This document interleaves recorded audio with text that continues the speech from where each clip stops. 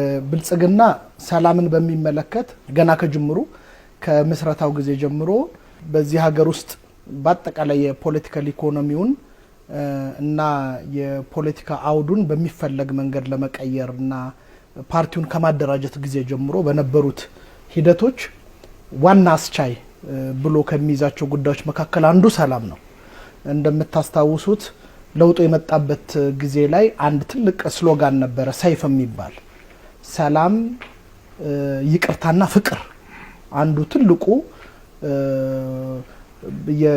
በጣም የተለያየ የነበረ እና የተካረረ የነበረውን አገራዊ ሁኔታ ማስተካከል የተቻለበት እንዲሁም በውስጣችንም በብልጽግና ውስጥም እንደ አንድ ትልቅ የትግል አጀንዳ ሆኖ የወጣው ሰላምን ማስከበር በጣም ትልቁ ጉዳይ እንደሆነ ከማመን የሚመነጭ ነው። ብልጽግና ሰላም እንፈልጋለን በሚል ብቻ እንደማይሳካ ደግሞ ያውቃል።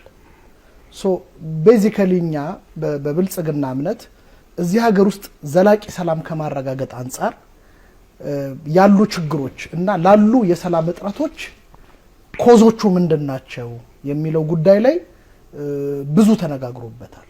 በራችንን ዘግተን ዘለግ ያለ ጊዜ ምናልባትም የ50 የ100 ዓመት ታሪክ እየተጣቀሰ የኢትዮጵያ ነባራዊ ሁኔታ እየታየ የዓለም አቀፍ ሁኔታው እየታየ በርካታ ጽሁፎች ተጽፈዋል፣ በርካታ ጥናቶች ተደርጎበታል እና በእኛ እምነት የኢትዮጵያን ሰላም ማረጋገጥ ካስፈለገ አንድ 5 ጉዳዮችን ማየት አለብን ብለን እናምናለን።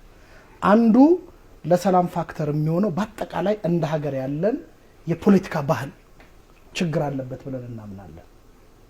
በንግግር የማመን በሐሳብ የመሸናነፍ የተለየ ሐሳብ ማቅረብን እንደ ጸጋ መመልከት እንደ ስጋት ሳይሆን እንደ ጸጋ የመመልከት በጠላትነት የመፈራረጅ የተለየ ሐሳብ ያለን ሰው በአጠቃላይ ይሄ የፖለቲካ ባህላችን ላይ መስራት አለብን ብለን እናምናለን። ይሄ እኛ ብዙ ዋጋ የከፈልንበት ነው። አንዳንዴ ደግሞ ስንመለከት ተፎካካሪ ፓርቲዎችም ለሀገር የሚጠቅም ወጣ ያለ ሐሳብ ይዘው ሲቀርቡ የተለየ ስለሆነ ብቻ ብዙ ዋጋ እንደሚከፍሉ የምናያቸው ፓርቲዎች አሉ።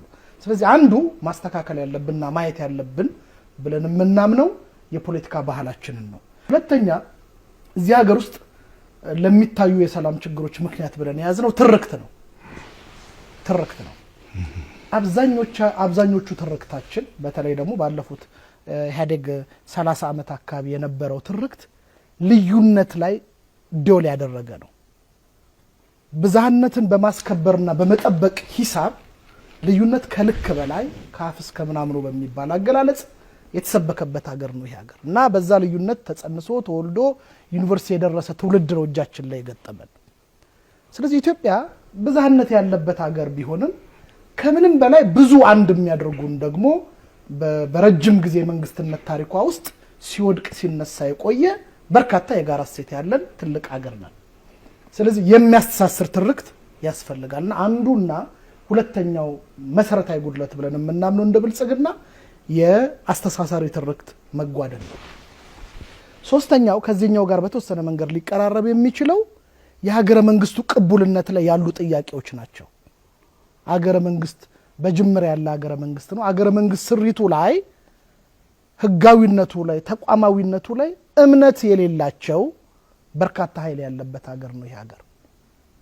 ሱፕራስትራክቸሩ ሀገረ መንግስቱ ስሪቱ መሰረቱ የሆነን ቡድን የበላይነት ለማረጋገጥ የተሰራ ነው ብለው የሚያምኑ በዚህም ምክንያት ጫካ የገባ ኃይል ያለበት ሀገር ነው ብለን እናምናለን። ስለዚህ ሶስተኛው ችግር ሁሉም የሀገሬው የፖለቲካ ኤሊት ያገባኛል የሚለው ሁሉ ሊረባረብበት ይገባል ብለን የምናስበው ሶስተኛው ጉዳይ የሀገረ መንግስት ስሪቱ አካባቢ ያሉ መጓደሎች ናቸው ብለን እናምናለን።